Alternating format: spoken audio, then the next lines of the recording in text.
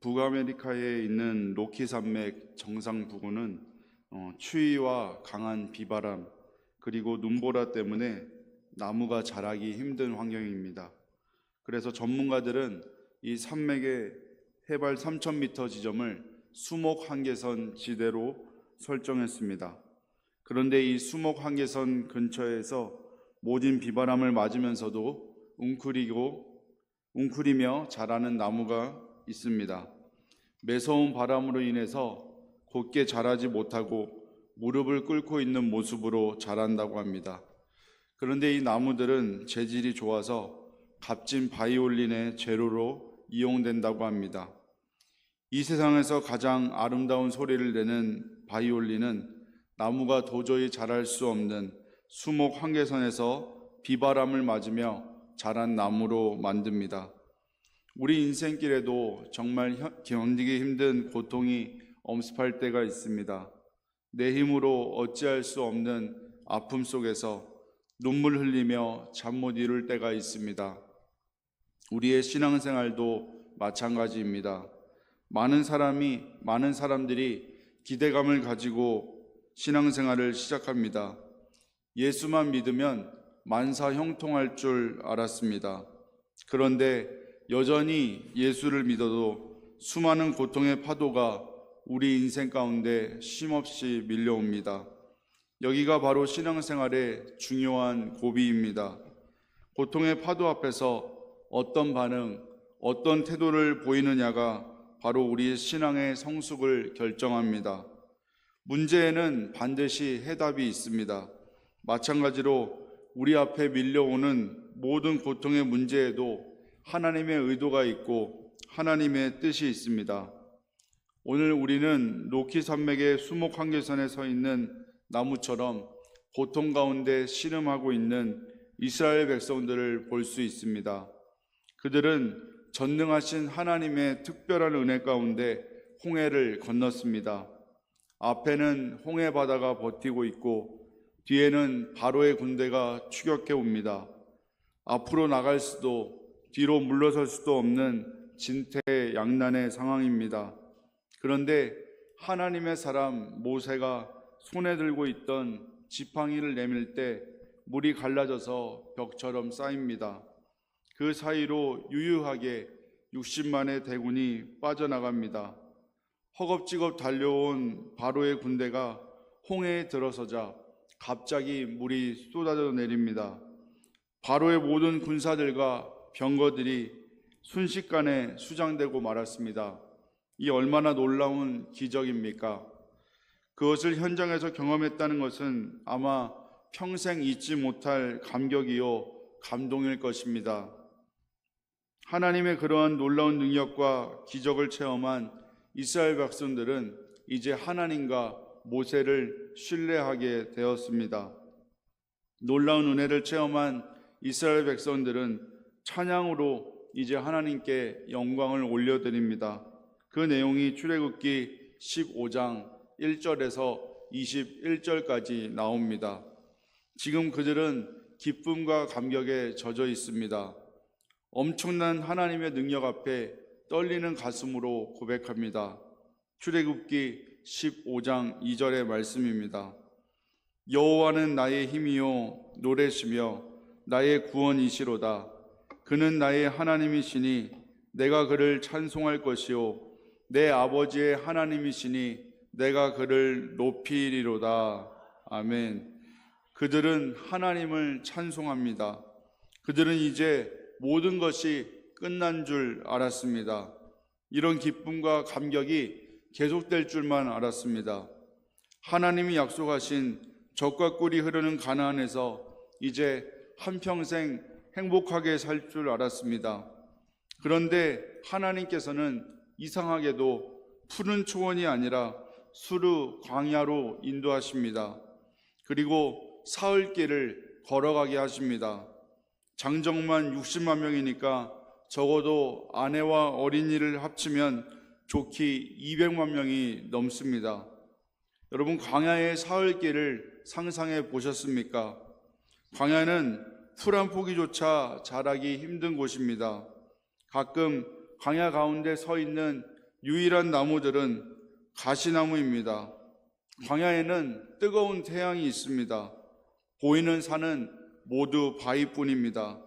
그리고 어디에도 물이 보이지 않습니다. 이곳에는 독성이 강한 뱀이 있고 또 전갈이 있습니다. 만약 여러분들이 홍해를 건넌 후에 이런 광야에 들어갔다면 어떤 심정이겠습니까?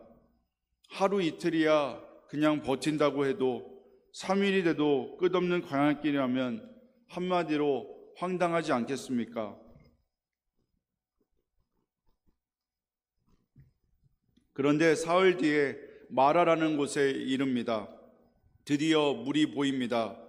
얼마나 기뻤을까요? 모든 사람들은 환호성을 지르며 달려갑니다. 그러면 그렇지, 하나님이 우리를 이렇게 물도 없는 광야로 인도하실 리 만무하지. 이제는 모든 것이 끝나고 다시 저 푸른 초원에 그림 같은 집을 지을 기대를 가지고 물을 마십니다. 그런데 갑자기 난리가 났습니다. 물은 있는데 쓴물인 것입니다. 마실 수 없는 독성이 강한 물입니다. 원래 마라라는 말은 쓰다라는 뜻입니다. 물을 마신 사람들이 이제 복통을 일으킵니다. 여기저기서 신음소리와 함께 쓰러집니다. 기대에 찼던 백성들이 술렁이기 시작합니다. 그때 인간의 마음에서 본능적으로 쏟아져 나오는 것이 있습니다. 무엇일까요? 바로 원망입니다. 불평입니다. 기대가 클수록 원망과 불평은 큰 법입니다. 이런 상황이라면 원망과 불평은 당연하게 보이기도 합니다. 아마 모세는 사기꾼 취급을 당했을지 모릅니다. 여러분은 살아가면서 언제 원망과 불평이 나오십니까? 기대가 무너질 때입니다. 내가 소중히 여기는 것을 갑자기 잃었을 때입니다.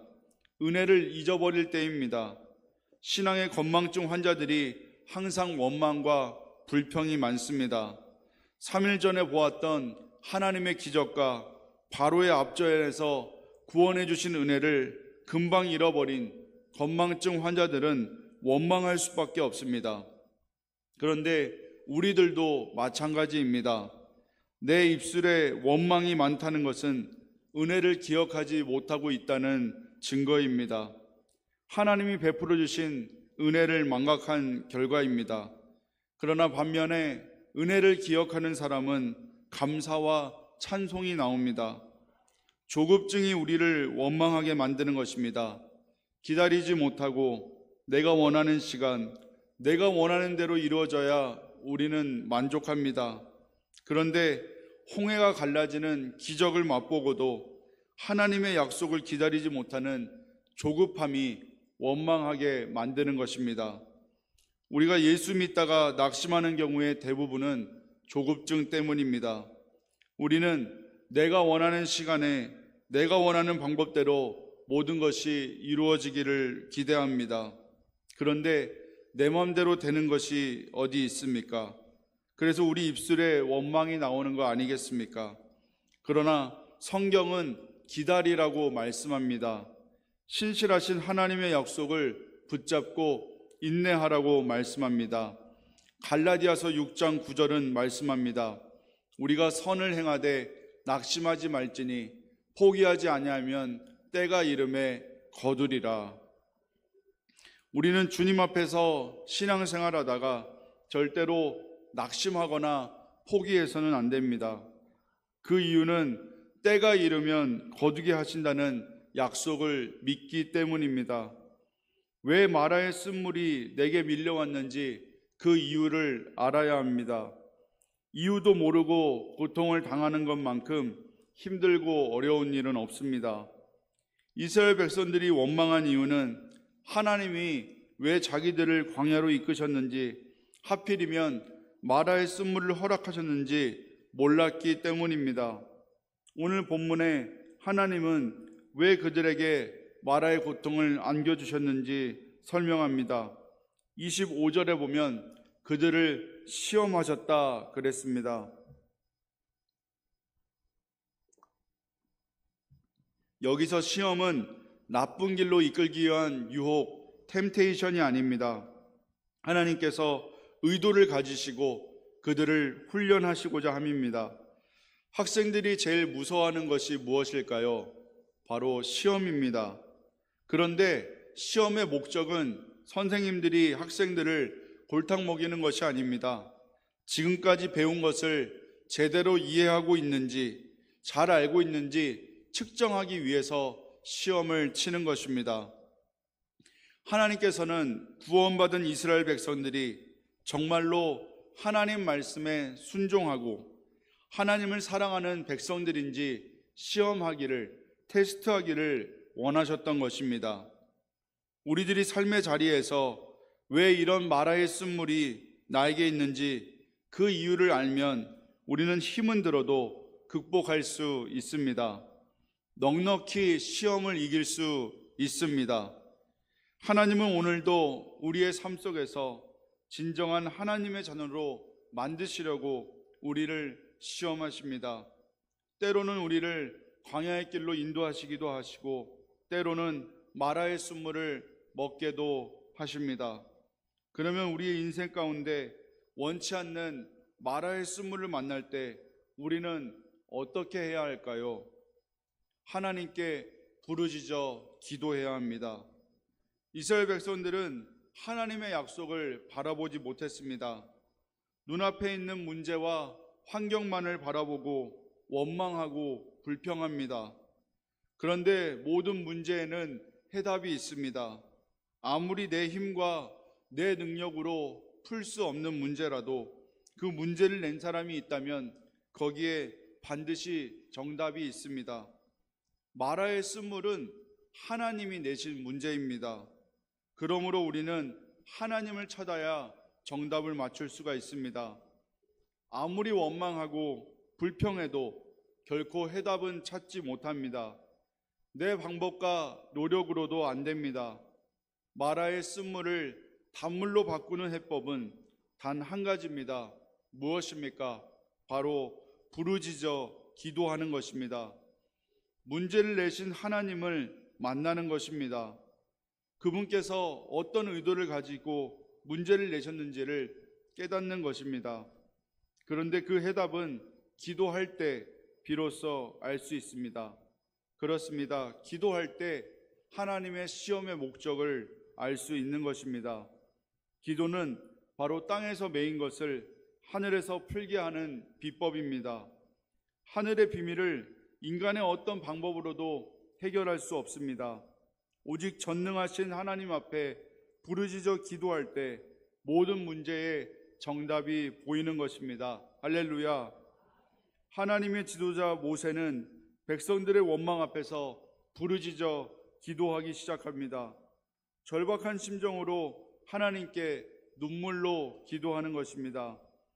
홍해의 기적을 보여주신 하나님, 이제 어떻게 하면 됩니까? 저는 아무것도 할 수 없습니다. 하나님 도와주세요. 이러한 모세의 기도는 죽음을 목전에 두었던 히스기야 왕처럼 인생을 건 기도가 아니었을까요? 멸망의 기운이 가득한 조국 유다를 바라보며 감옥에 갇혀 애통해야 하는 예레미야 선지자를 향해서 하나님은 말씀하십니다. 예레미야 33장 2절로 3절입니다. 이를 행하시는 여호와, 그것을 만들며 성취하시는 여호와, 그의 이름을 여호와라 하는 이가 이와 같이 이르시도다. 너는 내게 부르짖어라. 내가 내게 응답하겠고 내가 알지 못하는 크고 은밀한 일을 내게 보이리라. 아멘. 그렇습니다. 우리는 하나님이 하시는 모든 일을 알 수는 없습니다. 왜냐하면 하나님의 생각과 우리의 생각이 다릅니다.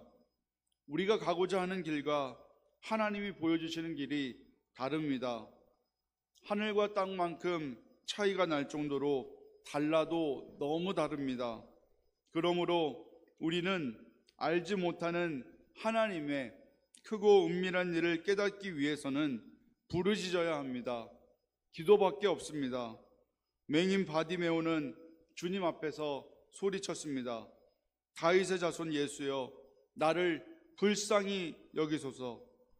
그때 예수님 곁에 있던 많은 사람들이 잠잠하라고 그를 꾸짖습니다.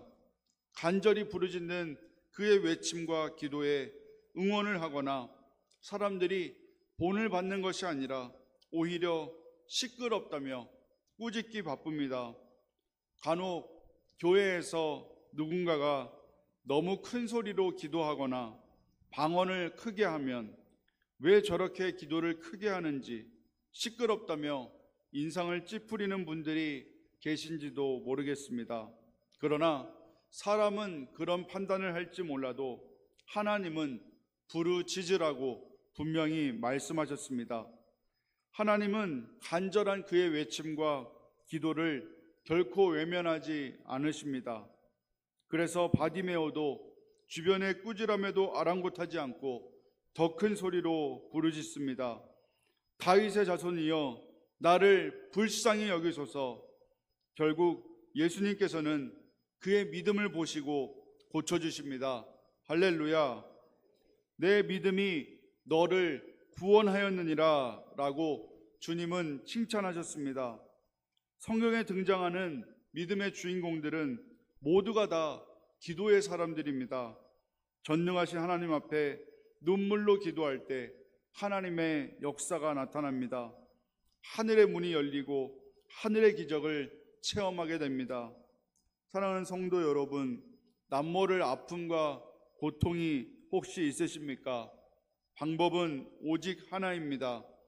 불의한 재판장 앞에 서 있는 홀로 된 여인의 심정으로 주님 앞에 나와 부르짖으십시오. 여러분의 염치와 체면 다 주님의 십자가 앞에 내려놓으십시오. 다 내려놓으시고 온전히 간절히 부르짖을 때 하나님은 응답하십니다.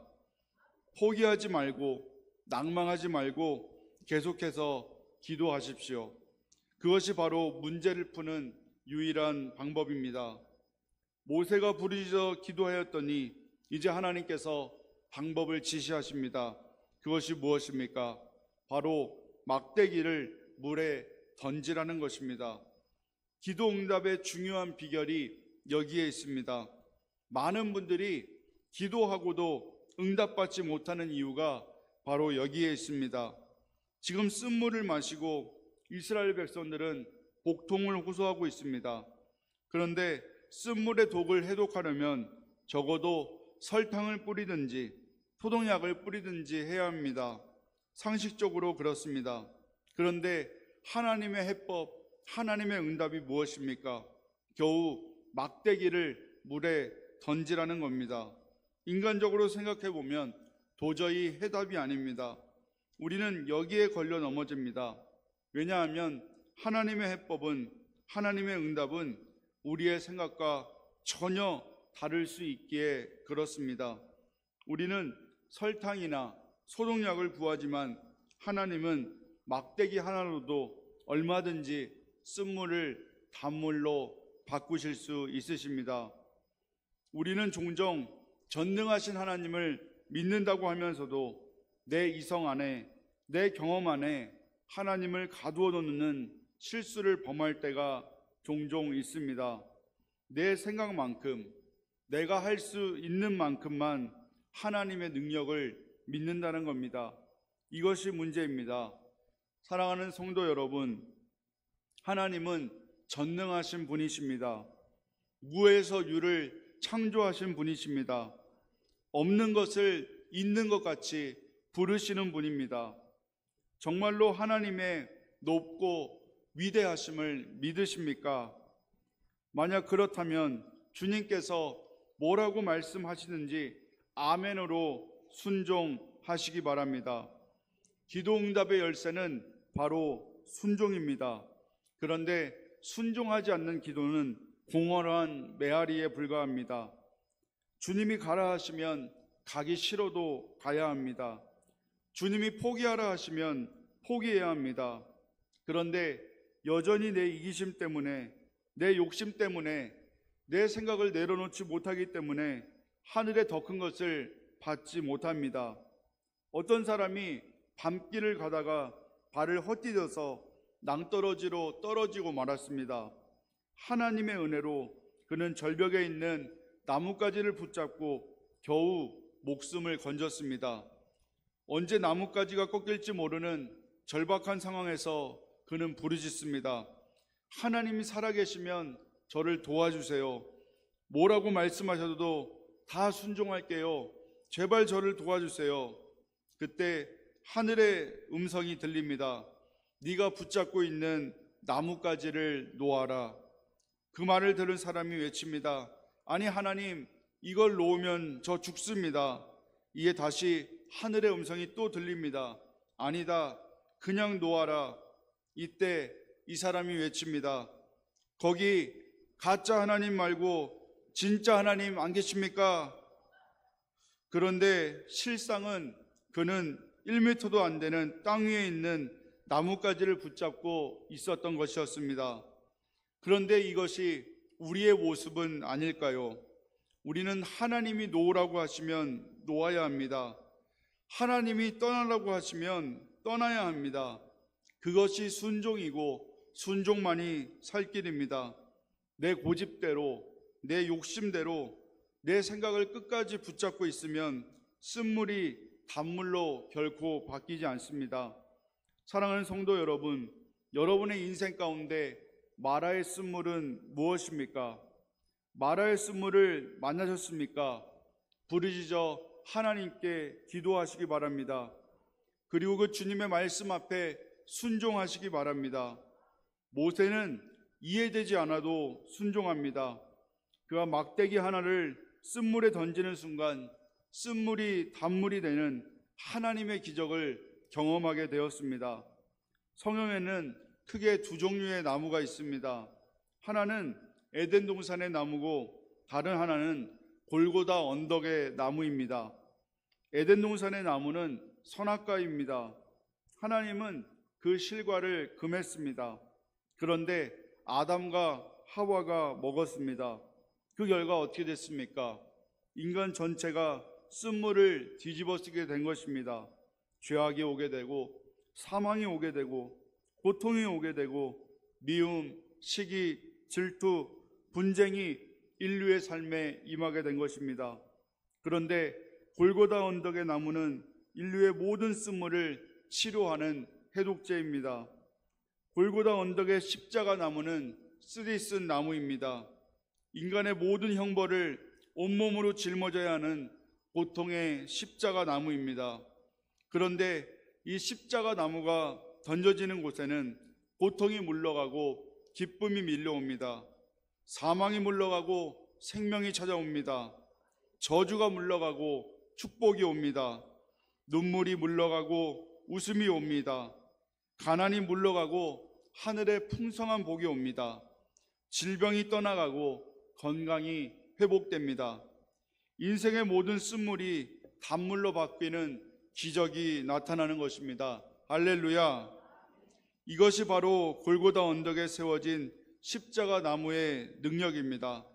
사랑하는 성도 여러분, 다시 묻겠습니다. 지금 여러분이 직면한 마라의 쓴물은 무엇입니까? 그것이 무엇이든지 먼저 하나님의 시험임을, 하나님의 테스트임을 인정하십시오. 하나님의 테스트임을 먼저 인정하시기 바랍니다. 그리고 그 문제로부터 도망치거나 낙심하거나 포기하지 마시기 바랍니다. 하나님께서 나를 훈련시키는 과정이라면 적극적으로 받아들이십시오. 그리고 하나님께 부르짖어 기도하시기 바랍니다. 그리고 그 하나님의 말씀 앞에 믿음으로 순종하시기 바랍니다. 주님의 피 묻은 십자가를 그 문제의 쓴물에 던지시기 바랍니다. 십자가가 세워지는 그곳이 바로 여호와 라파, 우리의 모든 쓴물을 단물로 바꾸시는 치료의 현장이요 응답의 자리인 것입니다. 하나님은 언제나 우리를 마라의 쓴물 가운데 그냥 놔두지 않으십니다. 하나님의 계획은 원래 마라가 아니라 엘림입니다. 엘림을 넘어 약속의 땅, 젖과 꿀이 흐르는 가나안 땅입니다. 여러분, 마라에서 엘림의 거리는 약 10km가 됩니다. 너무 조급해하지 마시기 바랍니다. 원망하지 마시기 바랍니다. 조금만 더 견디면 마라 뒤에 엘림이 나옵니다. 지금 내 눈앞에 비록 바위투성이 뿐이고 나무 한 그루 보이지 않고 마실 물이 없는 쓴물 뿐일지라도 낙심하지 마시기 바랍니다. 하나님의 약속을 바라보고 믿음의 발자국을 옮기십시오. 아브라함은 갈 바를 알지 못했지만 믿음으로 순종의 발걸음을 내딛었습니다. 그렇습니다. 오늘 우리에게 필요한 것은 십자가의 능력을 던지는 것입니다. 내 인생의 마라에 십자가를 던지는 것입니다. 우리의 모든 능력은 바로 예수 그리스도의 십자가입니다. 비록 눈에 아무 증거 보이지 않아도, 아무 소리 들리지 않아도 믿음으로 하나님의 약속을 붙잡고 포기하지 않고 걸어가면 주님이 예비하신 엘림의 축복이 기다리고 있는 줄 믿습니다. 문제를 보고 원망하지 마십시오. 먼저 믿음으로 십자가를 든든히 붙잡으십시오. 그리고 십자가 앞에 나와 부르짖으십시오. 그리고 말씀 앞에 순종하십시오. 그리할 때 마라의 쓴물을 단물되게 하시고 엘림의 축복이 우리 인생 가운데 임할 줄로 믿습니다. 우리 말씀을 생각하며 우리 함께 기도하기 원합니다. 우리 찬양 한 곡 드리고 우리 말씀 생각하고 기도하겠습니다.